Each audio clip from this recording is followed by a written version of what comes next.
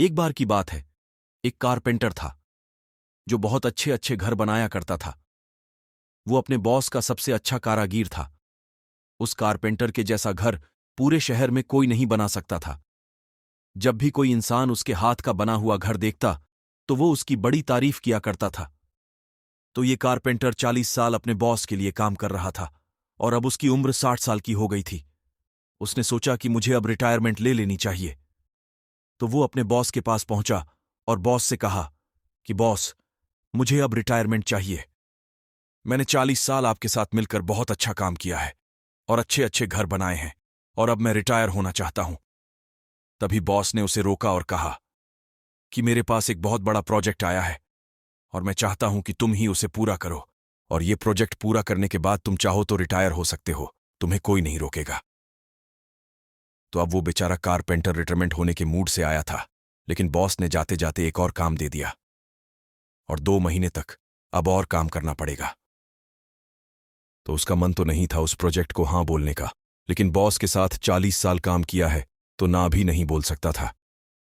इसीलिए उसने उस प्रोजेक्ट के लिए हाँ बोल दिया। अब उस प्रोजेक्ट पर काम शुरू हुआ तो कारपेंटर जैसा पहले काम करता था, पूरी शिद्दत के साथ, पूरे दिल से। अब उसने वैसा काम नहीं किया। उसने बहुत ही ढीले तरीके से और जैसे तैसे करके उस घर को बना दिया। उस कारपेंटर ने अपनी पूरी जिंदगी में अगर कोई खराब घर बनाया होगा तो वो ये घर था।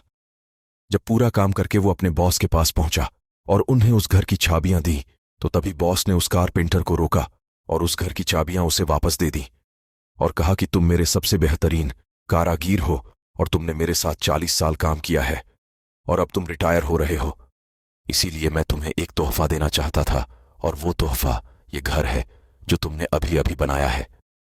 उस कारपेंटर ने जैसे ही ये सुना उसके मुंह से ये शब्द निकला, काश, काश अगर मुझे पता होता कि यह घर मेरा ही होने वाला है तो मैं इस घर को अपनी पूरी जिंदगी का सबसे अच्छा घर बनाता।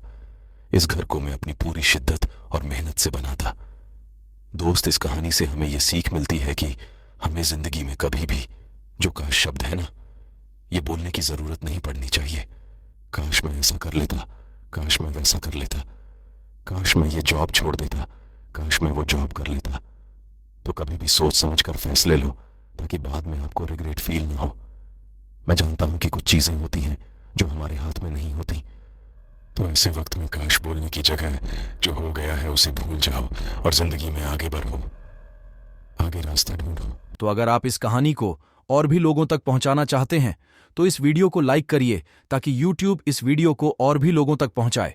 और अगर आपको कहानी पसंद आई है तो चैनल को सब्सक्राइब जरूर करिए। मिलता हूं मैं अगली बार इसी तरह की कहानी के साथ। तो सब्र करो, शुक्र करो और जिंदगी में आगे बढ़ो। बाय।